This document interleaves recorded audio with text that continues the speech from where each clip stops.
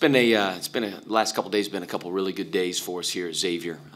National Signing Day started yesterday. We were able to sign Cam Kraft, who's originally from just right outside of Chicago, Illinois. He's actually playing for a prep school down in Atlanta now with our former director of basketball operations, Trey Scotty, who's now the head coach down there.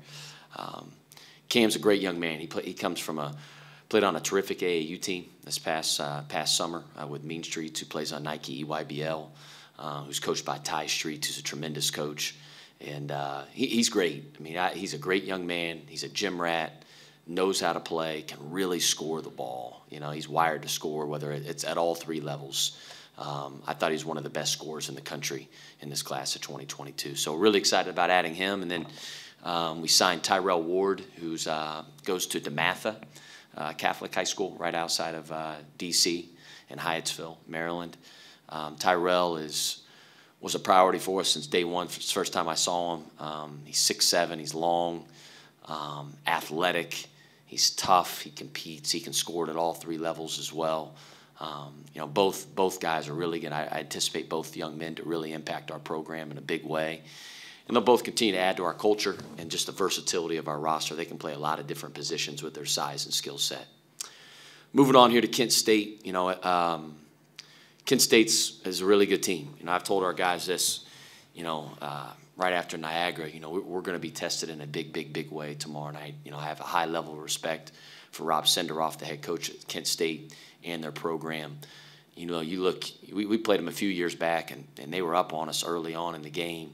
Whether it's, you watched last year, they played at Virginia in the non-conference, and quite honestly, they had Virginia beat, went to overtime, and they lost. But they're a program that wins every year. They find a way, and they're going to stay old. They're going to be really tough, physical, and we have to match that toughness level and the physicality around the rim. On the glass, they're going to try to post us up. We got to be tough with the ball. I would say those are probably the three big keys to the game. But they're an old team. Like I said, they got Sincere Carey, who's a tremendous guard who transferred in from Duquesne. He's from Solon, Ohio. He's a point guard. He makes plays, man. He's dynamic. He can score it. He can make guys around him better. We got to do a great job of containing him and Santiago Giovanni, who's now in his third year there at Kent State. He's a tremendous shooter, and he can run the show. So they got older guards. Malik Jacobs, who's a senior wing, and then you got Tervel Beck, who's a senior 4, and they got a senior 5. So they're an older team. They're not going to be intimidated at all coming in here. And they're coming down, I'm sure, expecting to win. That's what they do. And so we got to match that level of toughness. I think that's going to be the key to the game on the glass and around the paint. Coach, you primarily stuck to a pretty tight 8-man rotation in your opener, and I was curious, you know, is Ben Stanley still trying to work his way back, or was this a situation where he was outside the rotation? And then obviously Kiki Tandy, I'm curious, is there an avenue for him to get back on the floor this year in live action in games? Yeah, so first I'll address Ben. You know, Ben had come to me after the Niagara game, or at Niagara, Ferris State, and said, Coach, man, I don't feel like I'm ready to play. I'm not right. You know, I don't feel 100%. You know, I can't move the way I move. I want to be the guy that you had recruited and that can really impact our team. And, you know, he said, hey, Coach, would it be okay if I just kind of continue to do treatment, limit my reps some in practice until I can get back, because he really wants to help the team. And so that's what we did. So we sat him out, obviously, against Niagara. You know, Kiki, yeah, he can earn his time. I mean, he was out for about a week and a half, Adam, just when he was sick. So he didn't go to the Vanderbilt scrimmage or whatever. I don't know if it says, I'm going to say Vanderbilt scrimmage, whatever. If I get in trouble for it, I get in trouble for it. You know, so he wasn't able to go to that, you know, so he's just kind of missed some time, you know, so kind of working his way back into the rotation, right? There's definitely an opportunity for him. You know, listen, we will play whoever earns that time in practice and who can help our team win. And he's very talented. And, you know, we need guys to step up, especially in the absence of Zach. So there's definitely an opportunity. Actually, I saw Zach a little bit ago, and he was walking unassisted without crutches, no walking boot. Is that another step in the progression? How's that going? Yeah, he's definitely progressing, right? You know, he was sick the other night. He actually didn't have COVID or anything, just so everybody knows. But he was sick. That's why he wasn't on the bench the other night for the game against Niagara. But he is progressing at a rapid rate. You know, our hopes, like, obviously, are still to get him out here December and be ready to play. He wants to be out there. He's working hard every day with Dave Fluker. We talked about these guys a little bit already, but Cam Kraft and Tyrell Ward, are there any interesting stories about the first time that you saw them? Is it an immediate reaction, like, I want this guy to come to Xavier? Can you talk us through that? Yeah, so the first time I saw Cam Kraft play was on film, right? So he was playing against Rolling Meadows High School, which is where young man at Michigan State's at, right? He was a top 10 player in the country. I think his name's Max Christie, right? Very good player. He's a freshman right now. So I knew it was good competition. Well, he had like 49 points or 48 points in the game. Cam did. And I was like, man, he's playing against a really good player, really good competition, and he just dominated the whole game. You know, he could score in every single way. He could score like flying off screens, which I think some guys either can do or can't do. He has a talent of getting shots off, right? He can get a shot off anytime he wants, whether it's off the dribble or off the catch. But not only did he score, he had double-digit rebounds. He defended. He's played hard. He had that edge. He had a little swagger to him that I loved. Right from that moment, I was like, I'm all in. I knew it right away, right when I saw him. Tyrell, we've been tracking for a while, right? He obviously plays at DeMatha, like I said in my opening statement, which is one of the premier programs in the entire country, high school-wise. And, I mean, they've had players for years and years and years and years. One of our former assistant coaches, Mike Pegues, who's now he's down at Louisville, went to DeMatha as well, right? He was a tremendous player. But, you know, he comes from a great lineage. But I've watched DeMatha. You watch all those live stream games that we weren't able to go out last year, right? But you watch them, and it's like, man, you start to see the progression that he made, the jump he made from his sophomore year to his junior year. The leap was huge, huge. And you could still see the kind of the untapped kind of potential with him, right? And saw that kind of in the AAU, all the live stream stuff. And then obviously this summer, I mean, he dominated. I mean, he dominated. I thought he was as talented as any wing in the entire country. So kind of knew I wanted. We were on those guys early, knew who we wanted, and prioritized them, and we're fortunate enough to get them to join the Xavier family. What was your phone like after the Niagara win in terms of former players or anyone that had been around the Xavier program congratulating you or, you know, saying anything to you? Can you talk about that a little bit and who might have texted you or called you? Yeah, you know, I mean, I'd say it's the usual text you get after every game. You know, congrats, you know, get the first game out of the way. You know, opening nights always kind of get the jitters a little bit. And so I said this maybe, I think in the post game, it's like I could think of a couple times. We had a Pacers scout here the other day, too. He coached at Lehigh before. And I'm sure you probably remember when they had us. They had a shot to beat us right at the end of the game. I think that would have been when we had Trayvon and JP and Edmond and all those guys. You know, and again, I mentioned the Miami of Ohio game as well. So it's like, listen, it's a marathon, right? And it's a long season. We got a long ways to go. We got to get a heck of a lot better. We got to clean up a lot of things, but we're playing hard. And I think that's the thing that I'm most proud of. But again, I would say, honestly, the typical people kind of reach out via text and stuff like that, you know, just like every game. And then with Kent State, this is their opener.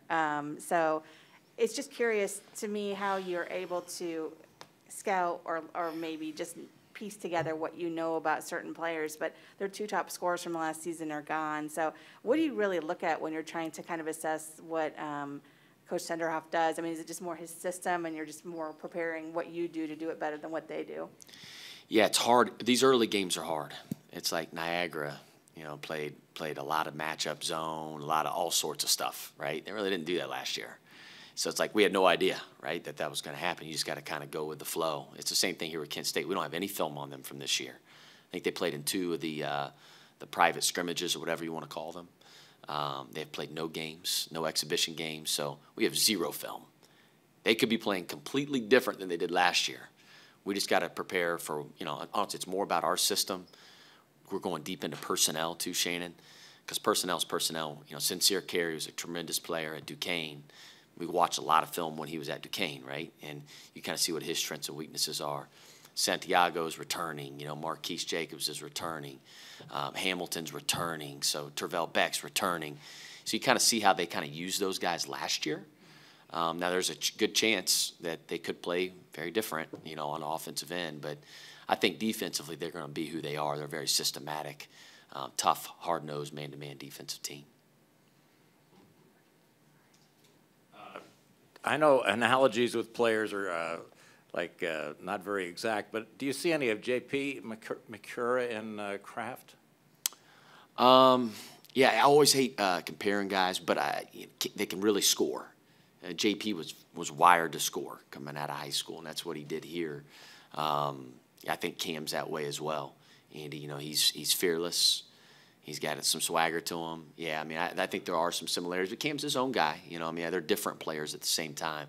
But the scoring piece, for sure, I think they are similar. As far as they have another transfer from Georgia, was it Garcia? Does Jonas know much about him, or is that a? So I think he was only at Georgia maybe for 1 year, right? So he knows of him, right? Doesn't necessarily know him, never coached him. I think he started out at Stony Brook, yeah. I believe, for his first few seasons. Then he transferred down to Georgia, and now he's up at Kent State. He's got another guy. You think about their team.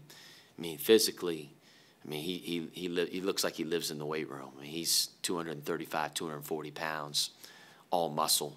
He's older. He's been through all the wars. He's seen everything, whether it was at Stony Brook, Georgia. You know, so again, they're an older team, and I think that's going to serve Kent State really well throughout the season, but hopefully not well tomorrow night. They have a freshman, one of the Sullingers. Is he? He was one of the top players out of the state. Yeah. So his father, actually, when I was a GA at Ohio State, I coached his father, J.J. Sullinger. You know, J.J. was a really good player at Ohio State back in the day. But Jalen is a really good player. He's going to play a lot. I think he'll play a lot. His uncle is on staff there at Kent State as an assistant coach. Did a great job recruiting him, right? Yeah. But he's a really good player. He's a really good player. He's dynamic. I think he can really score. I know the buzz, at least, out of Kent is that he's really, really, really going to impact their team. They're very, very high on Jalen. So he can score the ball, and he can really play make. You said recently on one of your radio shows that you're looking for 35 deflections a game. Did you guys get to that number against Niagara? We did not. I think we were at 24 at them. Okay. And we had most of them in the first half. You know, second half, I thought our defense wasn't nearly as good. First half we were really stingy. Our offense was horrific in the first half. Thought it got a little bit better in the second half, but then our defense wasn't as good in the second half either. We got to put 40 minutes together. And I'm curious, who graded well defensively in that opener for you guys? Overall, so we grade out, again, it's not just, you know, deflections. Adam, it would be like transition defense, off-screen defense, ball screen defense. It's all-encompassing, right, our system. The two guys that graded out the highest were Colby Jones and Paul Scruggs. Those two guys graded out the highest, 70, I think. So we grade them on it. If you're above a 70% on your grade, it's pretty dang good. Both those guys were above 70. Nobody else was. Travis, you mentioned their size, but like Hamilton and Beck inside, they've got high major-like size. I was curious, how did you feel your front court played in the opener, and how much of a challenge will they present for those guys? I think a big challenge, Rick. Like you said, they have high major size and length and athleticism, bodies. I mean, they try to bully you. That's their whole mentality, and that's what they're kind of known for in their league. And they have high major size, like you talked about. Against Niagara, I thought Deontay settled in the second half. I thought first half you could tell he had a few jitters. You know, he wasn't as confident. And then he started getting going a little bit there in the second half. He started figuring out, hey, I'm a pretty good player. I can do this, right? So he finished, I think, with 9 and 7. And almost all that was predominantly in the second half. We need more out of Jack. You know, he looked a little hesitant out there. We got to get him to all the way, just mentally being 100%. But he'll get there. He works really hard. He's diligent, and he's a really good player. Jerome, I thought, did some good things, and he's got to kind of stay in his lane too, though, right? Know who he is, and because I think he rebounded the ball well. We need him to be better on the defensive end for sure. Especially again, you talk about a guy like Tervel Beck. I mean, that dude can score the ball, and Jerome's got to do a really good job on him.